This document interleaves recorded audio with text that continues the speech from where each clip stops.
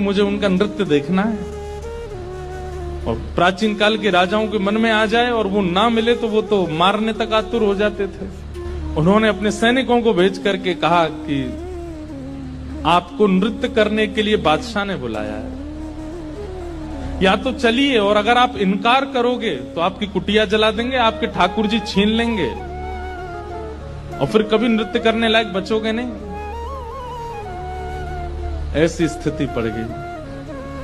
रोने लगे अपने ठाकुर जी के आगे, बोले नाथ, मेरा नृत्य किसी और को रिझाने के लिए नहीं है। ये मैं कैसी स्थिति में आपने डाल दिया हूं। अगर जाता हूं तो मेरा नृत्य, मैं नृत्य को प्रसाद के रूप में प्रस्तुत करता हूं, वो झूठा हो जाएगा। कोई और अगर उसका आस्वादन करेगा तो वो फिर उच्छिष्ट हो जाएगा, और उच्छिष्ट वस्तु आपको कैसे पधराऊंगा दोबारा। और यदि नहीं जाता हूं तो कुटिया जला देंगे, आपको छीन लेंगे। राजा है, ताकतवर है, उसके आगे मेरी चलेगी नहीं। रात भर रोते रहे अपने ठाकुर जी के आगे। इतने में ठाकुर जी स्वप्न में प्रकट हो गए, और स्वप्न में प्रकट होकर के ठाकुर जी बोले, तुमको वहां नृत्य करने में दिक्कत क्या है। बोले, मैं आपके सामने नृत्य करता हूं बस। तो बोले, हमको ले चलो, हमें वहां बैठा देना, हमें देखते देखते नाच लेना, राजा को भूल जाना। तब वो कहते हैं, बोले कि महाराज, वो स्थान आपके लायक नहीं है।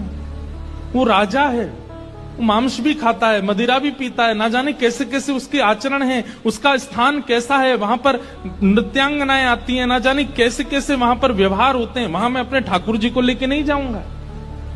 ये वैष्णव का स्वरूप होता है, वो अपने ठाकुर जी के आगे प्रदर्शन को आगे नहीं करता।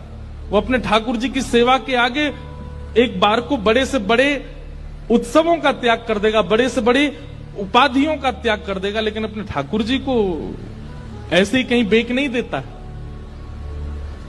बोले, ये तो नहीं चलेगा, आपको लेके तो नहीं जाऊंगा मैं। तब भगवान बोले, तो फिर नहीं जाओगे तो ये लोग तुम्हारे कुटिया उजाड़ देंगे। तो फिर वो बोला, आप इतना भी नहीं कर सकते तो फिर काय बात के भगवान, आज तक मैंने आपसे कुछ नहीं मांगा, लेकिन इसका समाधान बताओ मैं कैसे करूं। तब भगवान बोले, देखो, तुमने अपनी गली में तुलसी की माला पहनी है,